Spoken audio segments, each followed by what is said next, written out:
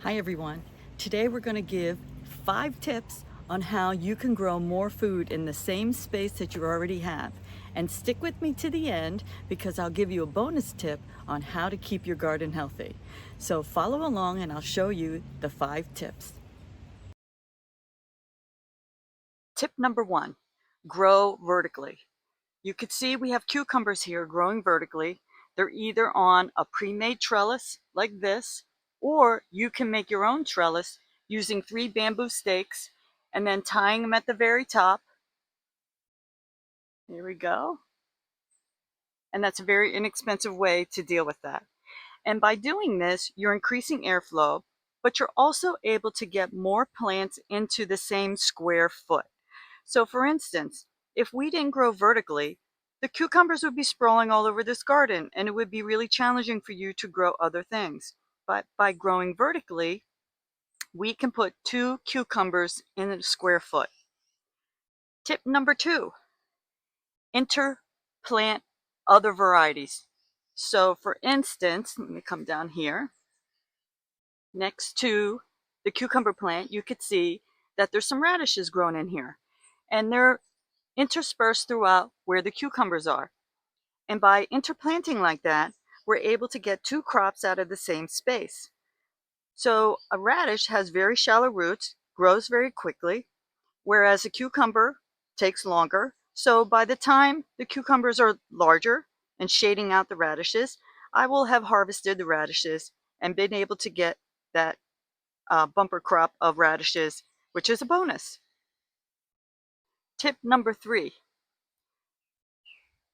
cover your crops that are tender. There are some crops that are just prone to pests, and it's probably a little challenging to see, but there's all carrots in there.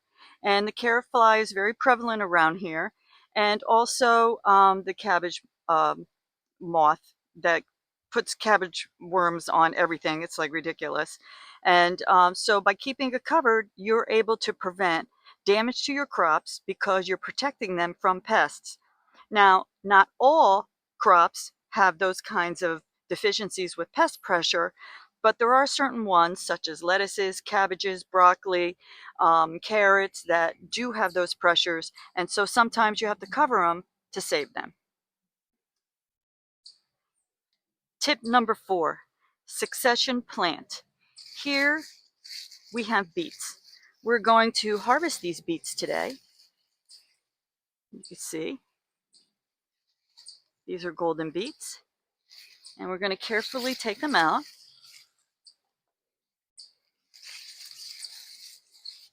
Whoops. There we go. Oh, what a bumper crop of beets. These are beautiful.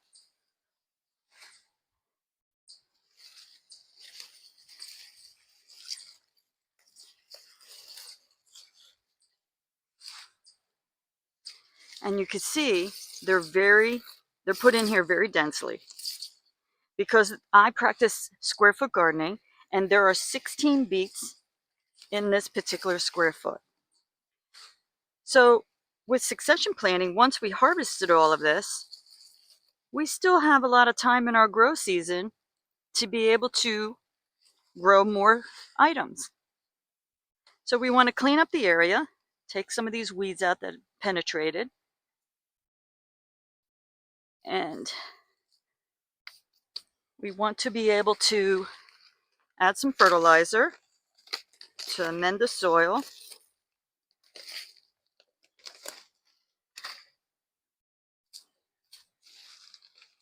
So you can see what I'm doing there. So I put the fertilizer in. So now I have a space here. So what are we going to do with this space? I can't leave it empty. That would be a waste. So I'm going to plant more beets, and you can plant other things. And I can get 16 beets in a square. And you can see I'm kind of putting my hole in to be able to map out where I'm going to put the seeds. And then what this does is, because now this is a space here, then some of the plants back here are going to get a little bit more light. So let's take our seeds. I'm going to plant one in a hole. I dropped one in more than I should have, but that's okay. We can thin them out later. And this is how you keep your garden moving forward and growing food while you just harvested something, because it's really important. It's really important to keep things moving all the time. You don't want to ever waste any space. And then we're going to cover them up, and then we will water them in. Tip number 5, companion plant. So I practice permaculture, not monoculture. So you can see here, there's tomato plants here, but at the base of the tomato plants, I have basil. So not only am I able to use the same square foot for 2 plants, but the basil also has a very strong smell, and it helps repel the tomato hornworm. So interspersing with all different kinds of vegetables in the same place provides you benefits. It attracts beneficial insects, and it also helps deter pests. And so this is really important to do. And you can see even this lonely onion that's sitting here. The onion is here. Of course I'll get an onion, but the onion's here because it helps deter other pests. And so you could see we have a very healthy garden here because we don't have hardly any pests. And now for the bonus tip.